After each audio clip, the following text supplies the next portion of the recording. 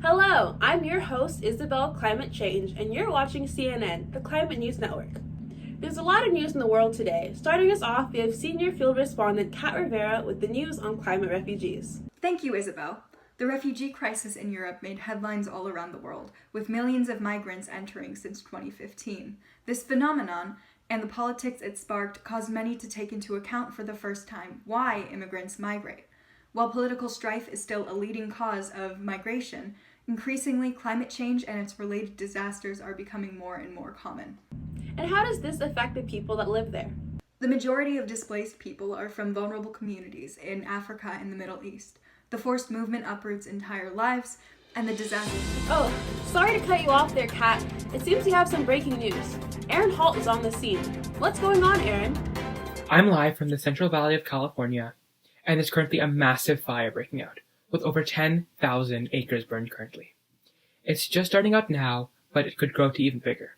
Changes in the climate create warmer, drier conditions, which is the perfect setting for a fire to ignite just like this one. And who should be wariest of this fire? It's the elderly that suffer the most from wildfires. They have the highest fire death rate, 40%. Lower income households are also hit pretty hard, with all of their property and their belongings gone in a flash. Thank you for the report, Aaron. After the break, we'll hear from climate justice expert Sheila Childs, who will explain her findings on the topic.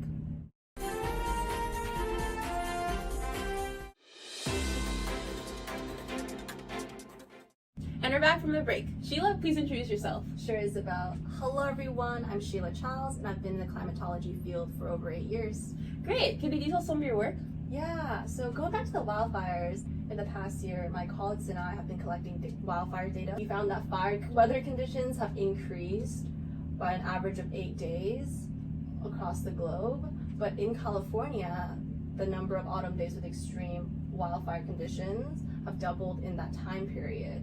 And what can we do to solve this? Yes, so we can never eliminate natural disasters, but we must not increase the frequency of it. The best way to bring justice to those who suffer the consequences is to address the issue of climate change.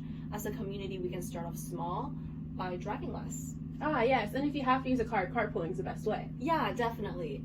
A bigger step will be investing in more energy efficient appliances or eating lower down the food chain. But most powerful of all, use your voices. Voice your concerns to elected officials.